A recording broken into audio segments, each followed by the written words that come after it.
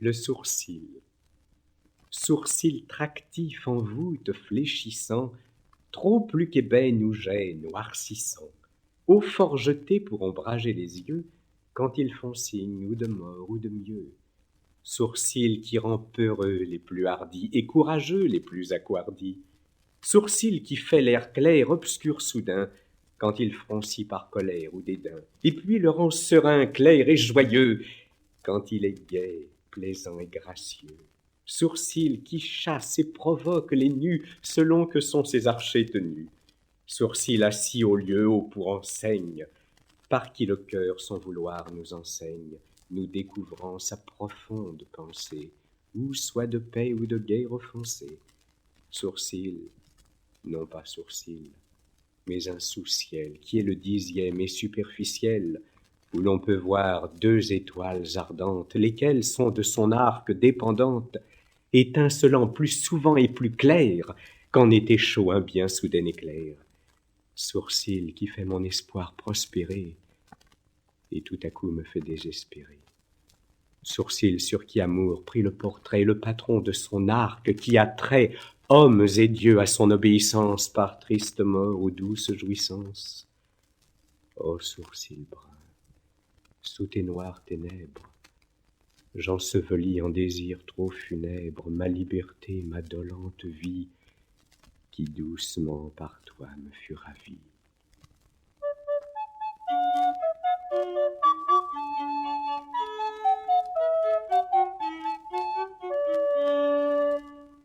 Le regard. Regard ardent, cruel, meurtrier de l'âme, et qui le corps retire de sa lame, portant l'enfer en son superbe trait et paradis en son plus doux attrait.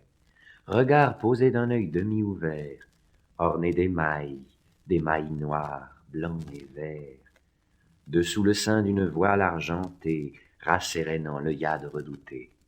Regard aigu, à la force assurée, contre les raies de la torche éthérée, et qui descend par sa vivacité au fond plus creux du val précipité, perçant l'épais du corps de l'univers, de part en part, non lucide au travers. Regard pudique, irrité quelquefois du vil accent de la lubrique voix, qui fait rougir la blancheur liliale sous un ciel peint de honte virginale, et, relevant ses raies en la pensée, montre combien son âme est offensée. Regard qui peut seulement par un clin du corps mourant retarder le déclin, et ramener mainte âme vagabonde dedans son corps de longtemps mort au monde. Regard luisant, la transparente porte du cœur caché où amour se transporte, regarde-moi, sèche mes tristes larmes, contre le mal faibles et vaines armes, ôte l'ardeur qui m'éblouit, afin que de mon deuil je puisse voir la fin.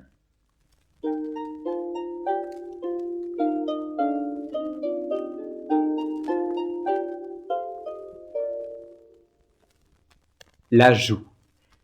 Très belle et amoureuse joue sur laquelle mon cœur se joue et mes yeux prennent leur repas, joue faite mieux qu'au compas, joue blanche ou bien claire et brune, ronde comme un croissant de lune, s'allongeant un peu vers la bouche, qu'il me tarde que ne te touche et te mesure avec la mienne, laquelle chose en bref advienne ainsi que j'en ai le souhait. Ô joue gaillarde, fraîche, gaie, de qui tout amoureux fait fête, contemplant ta beauté parfaite. Joue de qui le seul portrait les plus rusés à soi attrait. Joue que nature illumine d'un peu de couleur purpurine, à mode de fleurs de péché, pour te vendre aux amants plus chers. Joue non flétrie ou pendante, point grosse, rouge ou flamboyante, mais tenant le moyen partout. Joue haïssant aussi, surtout, d'user sur soi d'autres peintures que de Dieu seul et de nature. Joue ni maigre, ni trop grasse, mais replète de bonne grâce, ni trop pâle, ni noire aussi. Joue, tu me mets en souci, comment je te donnerai louange. Nous espérons que vous avez apprécié cet aperçu. Pour continuer à écouter ce livre audio sur Google Play Livres, utilisez le lien dans la description de la vidéo.